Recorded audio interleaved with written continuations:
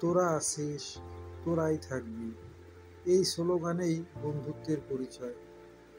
আমরা এই ভৈরব নদী ঘিরে আমাদের আনন্দ যাত্রার পুনর্মিলনী অনুষ্ঠান শুরু করতে গিয়েছিলাম। সেদিন ছিল 10 তারিখ। আমরা দীঘল দ্বীপের 0709 ব্যাচের পক্ষ থেকে একটা আনন্দ যাত্রা শুরু করলাম। অনেক দিন বন্ধুদের সাথে দেখা নেই, সেই কোথায় 9 সাল।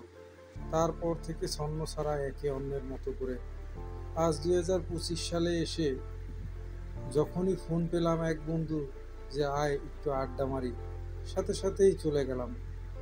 গিয়ে দেখি ওরা একটা ব্যবস্থা করে রেখেছে, ট্রলার ভ্রমণ। সেইখান থেকে ট্রলার ভ্রমণে চলে গেলাম। যেতে যেতে দেখলাম খুলনা নগরী যে রূপসা নদীর তীরে অবস্থিত, সেই খুলনা নগরীর কিছু রূপচিত্র, নানান রকম সাজে সজ্জিত হয়েছে এই খুলনা। নদীর কোল ঘেঁষে শিল্পনগরী খুলনা সেজেছে অপরূপ দৃশ্য। যেই সমস্ত শিল্প কারখানা এই শিল্পনগরীর প্রতিনিধিত্ব করছে, তার কিছু অংশ এই ভিডিওর ভিতরেই আপনারা দেখতে পাবেন।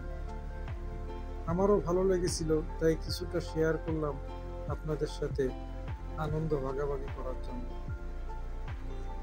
আমরা যেতে যেতে কিছু সময় হয়তো বাদাম খেয়েছি, কিছু সময় চিপস, কিছু সময় কলা, আবার কখনো বা এই রূপসা নদীর সৌন্দর্যের মোহনায় হারিয়ে গিয়েছি কোনো এক ক্ষণে।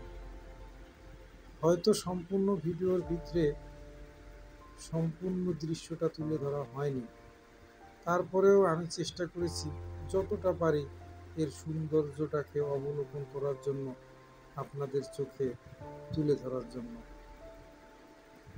আমরা এর ভিতরে কিছু সময় বিরতি নিতে চেয়েছিলাম ওই রূপসা সেতুর পাড়েই, কিন্তু আসার সময় আমরা ভাটির টানে যতটা সহজে আসতে পেরেছি, সময় কম লেগেছে, এদিকে সময় পারিয়ে যাচ্ছিল অনেক।